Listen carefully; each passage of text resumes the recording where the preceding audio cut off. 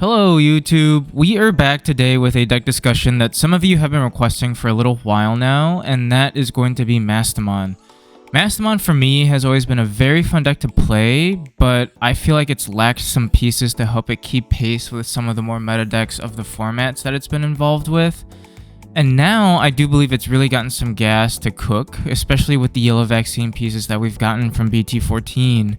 So this video will be very similar to our previous deck discussion / profile videos where, the first half will really focus on the deck profile itself, going over ratios, and then the latter half will focus more so on a discussion of how to play the deck and breaking it down just a little bit further. For those who are new subscribers, welcome to our channel. Thanks for checking us out. And for those who are returning, thank you once again for all the support. We do have 1 day left in our 500 subscriber giveaway as a reminder. Submissions for that do close tonight at approximately 11:59 p.m. Central Time. So please do feel free to check out the video where we talk about how to enter it. And the video link will be in the description down below. And without further ado, let's hop right into the deck profile. Alrighty guys, so for our eggs, we're going to run 1 Tokomon from BT14. And then we're going to run 4 Kyaromon from BT13. I think a 5th egg is definitely necessary in this deck. Just with how long Mastemon as a deck tends to play and how sometimes grindy the deck can be, you definitely want that 5th egg. I can see the argument to maybe do 4 Tokomon and 1 Kyaromon, mainly because Tokomon adds to your consistency and allows you to draw more. But I'm opting for more of that aggression aspect with Kyaromon and jamming. But I think very flexible in terms of how you want to split the 2 eggs. Next, we're going to start with our rookies. We're going to do 4 of the starter deck Salamon from the Mastemon starter deck. Really for the inheritable. End of turn, being able to declare a DNA Digivolve, I think helps with efficiency. Particularly since you want that to help string your plays along. And you don't want to just rely on the starter deck Gatomon as the only card that allows you to do so. I think having Salamon in there gives you that alternative target and allows you to still do that and declare that as an effect, which I think is valuable in a deck like this. And then the last rookie we're going to run and round out our rookie count is the Patamon from BT14. Really, really good card. I think Yellow Vaccine is going to catapult Mastemon to a lot more memory efficiency and a lot more efficient plays. And Patamon is definitely one of the pieces that does that. Being able to basically cheat yourself into a level 4 for free and string along your plays and give yourself that foundation early on is so good for this deck. And then gaining memory off of its inheritable and TK's effects also just make this deck so much more quicker. You're able to get into Mastemon so much more faster with these yellow vaccine pieces, which is insane. Level 4s, we're going to have 2 Black Automon, mainly for the rush capability. Inheritable for retail is okay. It can come up at times, but you're really just using this in the late game for rush. Next, we're going to be doing 3 of the new BT14 Angemon. Overall, just a really busted card. So good. Gives you access to removal, allows you to recover through inheritable, and helps you just cycle through your eggs and your rookies. So I just think it's such a good card. If I could bump him up to 4, I definitely would consider it just because deck space is so tight. But I think having him in the deck also just gives you a little bit more adaptability as well. But I think the heart and soul of this deck is in this card right here, which is starter deck Gatomon from the Mastemon starter. Really good card. Allows you to cycle on play, which can help just find your pieces earlier on. But I think the ability to reduce your Digivolution cost of your level 5s and help you turbo up into your top end is just so good. And again, the inheritable effect to allow you to DNA Digivolve once your turn is over, again, just helps string your plays along, which is basically... it encompasses everything that this deck wants to do, right in this card right here. So you have to run it at a 4 of. You can't get away without it.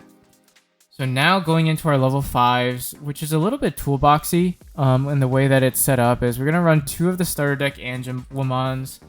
2 Angelomons from BT11, mainly for the cycle capability and looking through your security and picking up some of the pieces that you would want.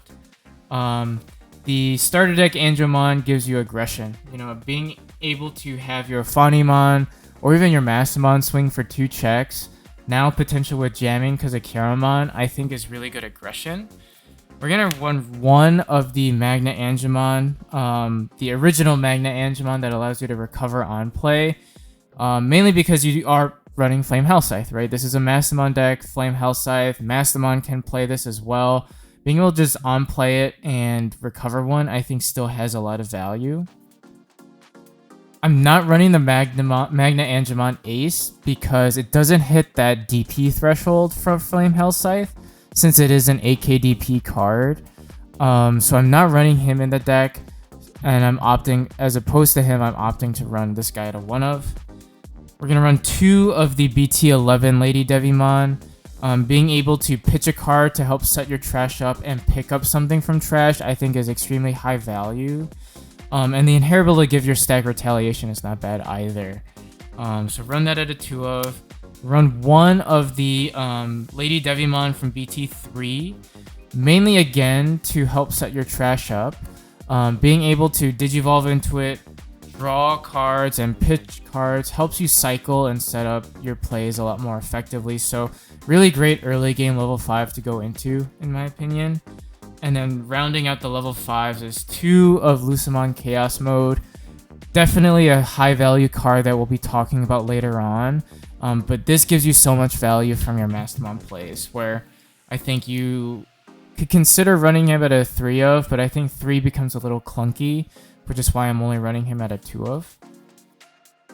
A little bit of a spicy tech here. We're going to be running 1 Metal Garurumon Ace, which, again, is a sneaky play, which, you know, I've had situations where my level 5s are just sort of sitting there because either I don't have an Ophani to go into, I'm not able to DNA Digivolve, so sometimes I'm just like, you know what, like, a Metal Garou Ace can be sneaky in terms of just getting him out there, passing turn over, and having a level 6 ready to go on the board your subsequent turn. Does the situation come up all the time? No. I think you can definitely like swap the Melga Ace for something else, but I do like that ability to say, look, like, the level 5s, yes, they're sitting there, but there's ways for me to protect them as well. So that's why I'm running 1 Melga Ace, just in that off chance that it does come up. We run 2 Ophani fall down modes. The ability to recover 1 if there's a yellow wind source, which there will be in this in the way this deck is set up, is really good, and being able to kind of on deletion play out a level 4 again is also really high value. Particularly being able to play out like another starter deck Gautomon for free, cycling through, picking up pieces, and then having potentially a level 4 ready to go at the start of your turn, I think is just really, really good value. Really good early aggression piece too, as well. And then obviously having to run 4 Mastemon, just really good top end, really good value for control and aggression, I think, and really good ways to interact with your opponent's board state. So Mastemon is the heart and soul of this deck. Ordinemon is our level 7 that we're running as a 1-of. Really good now, I think, in this format, particularly with how decks like to wideboard, like Deep Brigade, Fenrir Luga. You've got a lot of decks nowadays that just build up a board presence. Ordine, I think, is really, really good in the sense that, 1, it board wipes, and 2, it also allows you to recover. So I think Ordine is really, really good. You could consider Death X as well, but I like Ordine in the sense that, you know, the deck is now much more memory efficient, so you're going to be able to get multiple big stacks on board relatively quickly now. And I think Ordine is a lot more viable than it may have been before. Like, it's a lot more of a, like, reliable DNA Digivolve now, you know, so I definitely like having Ordine as a 1-of. Moving on to our tamers, we have 3 TKs, original TKs, mainly for the ability to cycle through security and pick up pieces that you need. You do have to be careful with him though, because this is not a free pickup like it is in Yellow Vaccine. There are going to be moments where you will have a lot of like purple cards in security or option cards in security that maybe you want in there. So you do have to be careful with TK. You don't want to just play him out carelessly, particularly in the late game. But I do think he has value, particularly in the early game where you're able to just look to see what's in security. You definitely want to know what's in security because if you're promoting a Pata, you want to ensure that you can hit off of it. So being able to take a peek and see what's in there, I think has high value here. We're going to be running 4 of the new BT14 TK. Again, the ability to give yourself more memory is really valuable for Mastemon. You know, in a deck that struggled for efficiency before, you have that now with TK, and being able to just cycle through and put cards that you know you want to see in security is really good too. So I think you're running at a 4 of a little bit of a hot take, but I'm only running 1 Mireille. I just think she's really expensive. You know, 5 drop Tamer, in my opinion, is a bit steep. And she doesn't provide as much value as she may have done before. Like I said, with how efficient and memory efficient TK and Patamon has made this deck, sometimes you don't need that Mireille effect to pop off. You can simply go into your 5 and just play them for the 7 or 6 cost, and then do your DNA Digivolve there for a lot more like efficient plays than it was before. Because now, I mean, you're able to cheat yourself up to like 5 or 6 memory potentially to start turn, and being able to go into like Gautamon, do your things, and then play out like another level 5 doesn't feel as bad as it did before, you know. So I just feel like Mireille has lost a little bit of value, and I much would rather see the consistency that TKs give in my decks now. So in terms of options, we're going to be running 3 Chaos Degrade, 3 Flame Hell Scythe, and 1 Calling from Darkness. I think pretty standard for a Mastemon list, because these just give you so much value. Best removal card in the game. These bring back a lot of your pieces, and then Calling allows you to kind of string along some combos as well if you're popping Ofani. And you get to pick up a lot of different pieces too, which I think is just good value. And that's my deck list. Let's move on to the discussion portion of this video. Alrighty guys, so let's talk more Mastemon here. So Mastemon for me is a deck that relies on its combo pieces to really string along plays that are meant to control an opponent's board state, as well as slowly drain them of their resources. You really want to be able to suffocate your opponent and take away any sort of plays that they can make. It has access to the game's best removal card, which is Chaos Degradation, and has many different ways to interact with your opponent's board state, including not just your Digimon, but their Tamers as well, which I think is huge in today's metagame. I definitely would call it more of a control-oriented deck, obviously, but I think there are definitely ways to pilot it and pieces that can give it the aggression that it needs to get over the line. We've already talked about some of the core pieces in the deck profile itself, so let's talk more so about the early game setup. So, you know, starting with our hand, right? You know, if you're looking to mulligan, I'd say you definitely want to be seeing a rookie in your hand as well as a tamer. I think the rookie is probably the most important part, but I think tamers, the ones that we're running especially, can help with consistency as well. So the combo of rookie and a tamer will help you get started with your plays. It gives you a good starting foundation to really push off. You know, I think similar to Yellow Vaccine, you know, I think the perfect scenario would be seeing a Patamon from BT14 as well as a TK from BT14. I think the memory efficiency that those 2 cards give you is perfect for a deck like Mastemon. Because if you think about it, right, if you use Patamon's effect to push up and Digivolve basically for free into a level 4, you skip a step that Mastemon typically would need in the past to help jumpstart your plays and jumpstart your combos. So that's why I think that memory efficiency is really good, because you can establish your Mastemon stack a lot earlier with how quickly the Yellow Vaccine pieces allow this deck to go. In terms of your first few turns, you really want to focus on setting up that big DNA Digivolve play, which usually entails both setting up your trash as well as finding the right pieces.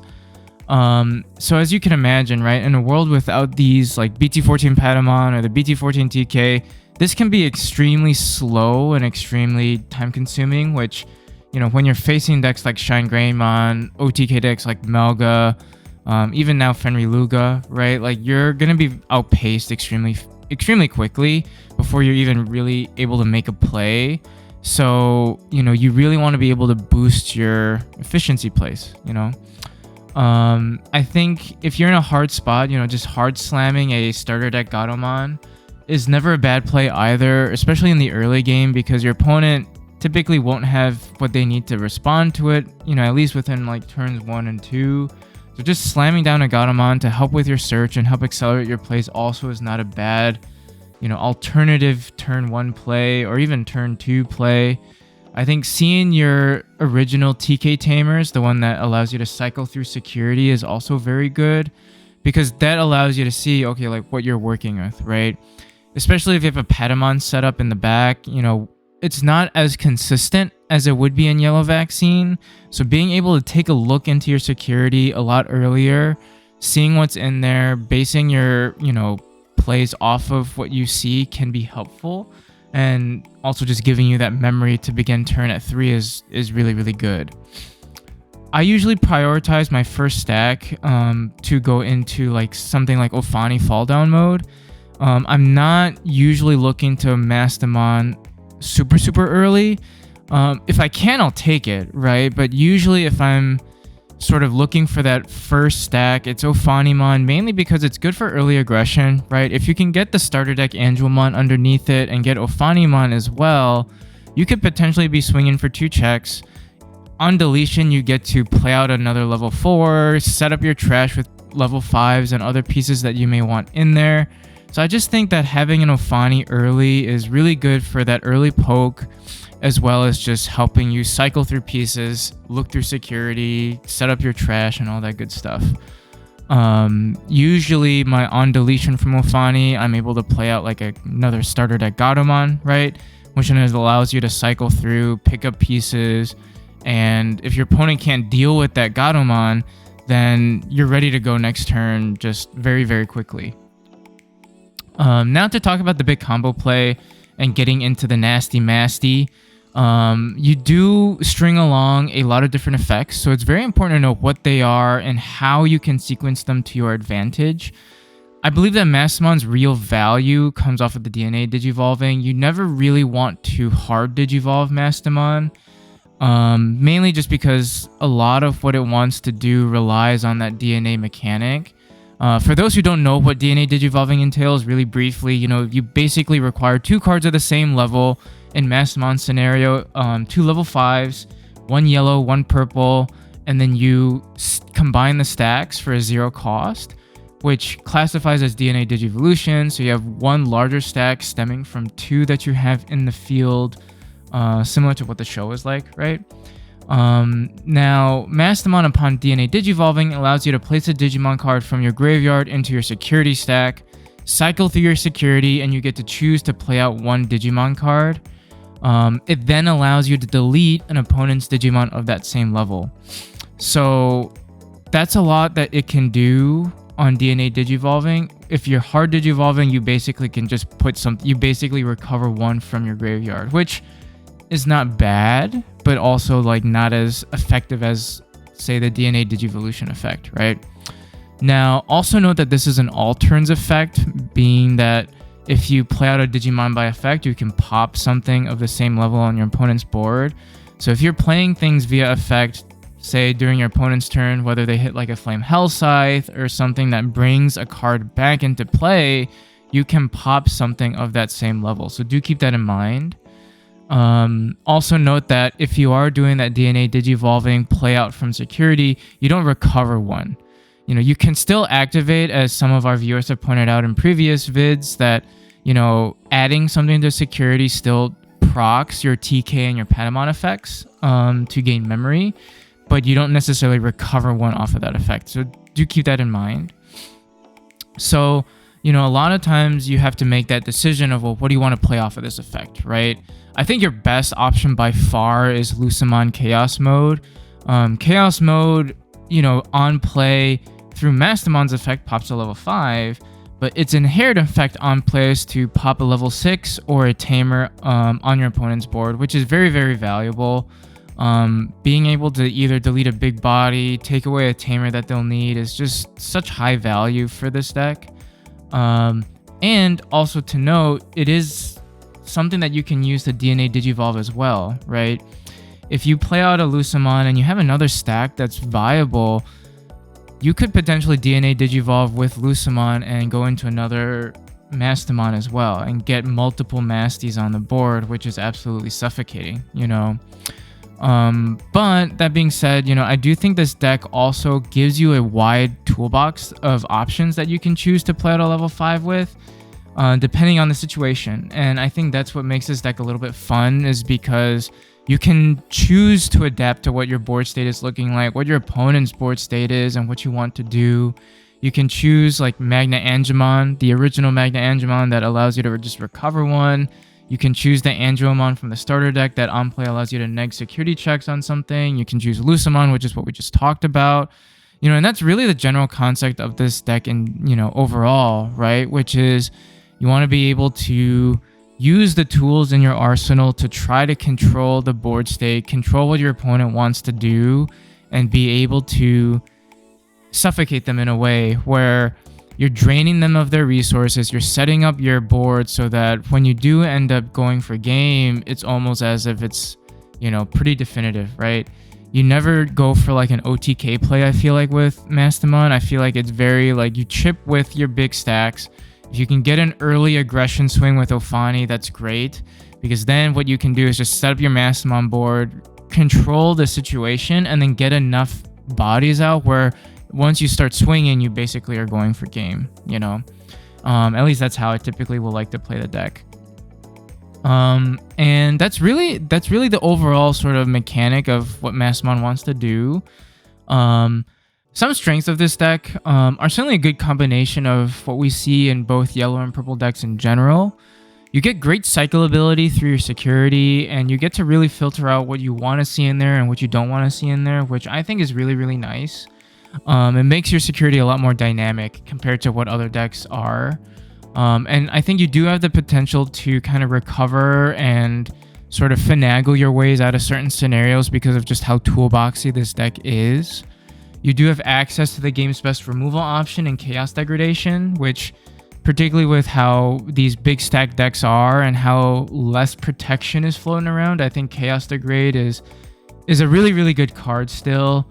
And having access to Flame Hellscythe as well can just be an added way to augment that control aspect of the deck and interact with your opponent's board state. I also truly do believe that the Yellow Vaccine package in general has added great value and speed to Mastemon. The plays are much more efficient now. You're pretty much able to do what sort of old Mastemon wanted to do, but maybe like a turn or two faster, which, may not sound like a lot, but in today's meta, that extra turn or two can really do a whole lot for your momentum and your ability to keep pace with a lot of these decks. So I really do think the Yellow Vaccine package has put Mastemon back on the map. Where, I do see this deck struggling is sort of the same thing that it struggled with before, which is consistency, This deck is really tight on space, mainly because you rely so much on your combo pieces that, yes, there's variability within those pieces, but those pieces themselves need to show up. And if they don't, then you're sort of in a tough spot, because without that big DNA Digivolve play, this deck is really stuck in no man's land, which in turn can lead you to have a really bad time. There are definitely times where I feel like my hand is clumped up with either like my top ends, my options, and there's very little that I can do, and it feels really, really bad. But I think there are ways to work your way out of it at times, and it's just about finding those right pieces, which sometimes it happens, sometimes it doesn't, which that's just card games in general, right? I also see the deck struggling at times with decks that just simply outpace it, If you're not able to establish your foothold in the game, I think the deck can struggle against the really high-paced, aggressive decks, such as the OTK decks, or decks that can just kind of go low to the ground and really chip away at security. Mastemon doesn't recover like Yellow Vaccine does, so if you're able to kind of chip away at security a lot faster than they can keep up with, it's in a bad spot. And they really are playing on the back foot, which is not what this deck wants to do. This deck wants to be on the front foot and stay on the front foot, which is where you really want to be able to turbo into what your end game goal is. But that being said, though, I mean, strengths and weaknesses aside, I still have a lot of fun playing this deck. I think it's a really toolboxy deck that allows you to interact with your opponent in a lot of different ways, which really for me is the fun part of this game in general, is kind of reacting and having that dialogue between my opponent. And I think Mastemon allows me to do that at times. Here's my deck profile for those who are looking for it. I've also linked the photo of it in the video description down below if you're looking for a physical file of it. I've also linked the video to our 500 subscriber giveaway in there for those who still want to sneak your late entry in. The comment section will close at 11:59 p.m. Central Time today. So today is the last day you can sign up for it.